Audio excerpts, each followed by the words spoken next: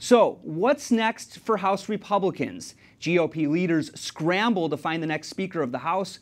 The chaos follows Majority Leader Kevin McCarthy's surprise announcement he's withdrawing from the race. Catherine Szeltner reports from Capitol Hill with the latest. Catherine?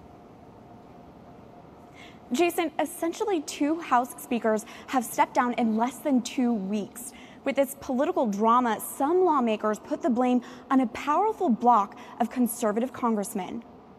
What has happened for 4.5 years under John Boehner is you wait till the last day and say, hey, here's the only thing you can do. Kansas Representative Tim Huelskamp is glad to see Boehner step down. He's one of the 40-some members of Congress who make up the House Freedom Caucus, a conservative invite-only group many believe forced Boehner to resign. What are you looking for in the next Speaker of the House? What does that position mean to you? We need to change the way we're doing business here in Washington. Far too much takes place in one office around one man and one person and a bunch of staff. It should involve 435 members. Some now blame the caucus for upending the Speaker race after they endorsed Florida's Daniel Webster, not frontrunner Kevin McCarthy. But Huelskamp stands behind Webster, saying he's the man if the GOP wants to defund Planned Parenthood. I also know Dan, know his heart. I mean, he fought on life issues, on the Terri Schiavo issue. He demonstrated his commitment to life, and I think that's important. While there are 2 Speaker nominees, Webster and Utah's Jason Chaffetz, all eyes are on Wisconsin's Paul Ryan. Ryan stands by previous statements that he best serves the country as the Ways and Means Committee chairman, saying, "While I am grateful for the encouragement I've received, I will not be a candidate." Today, California Representative Darrell Issa hints that could soon change.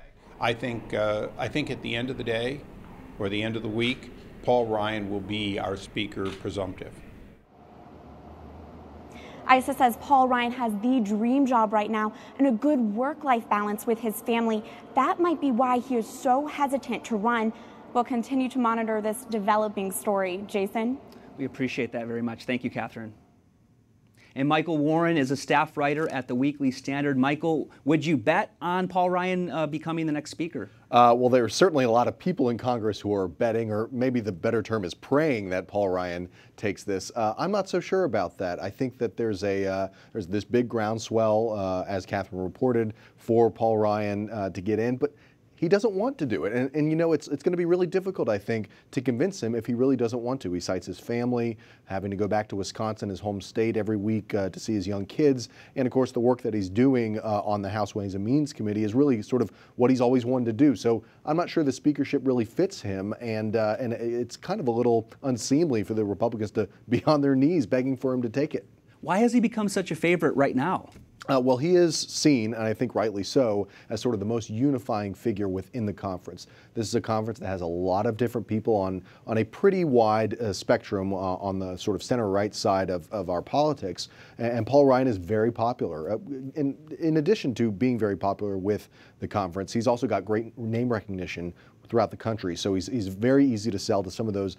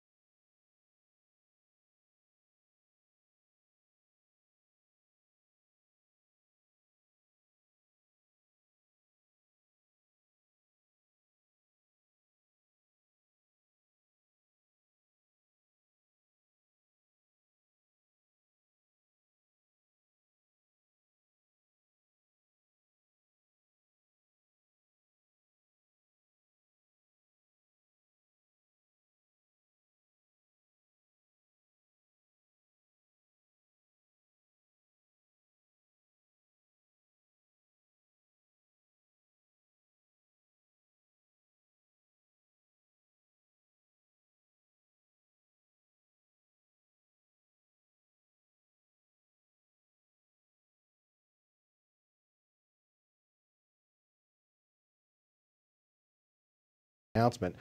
Today, they were coming out of a conference meeting.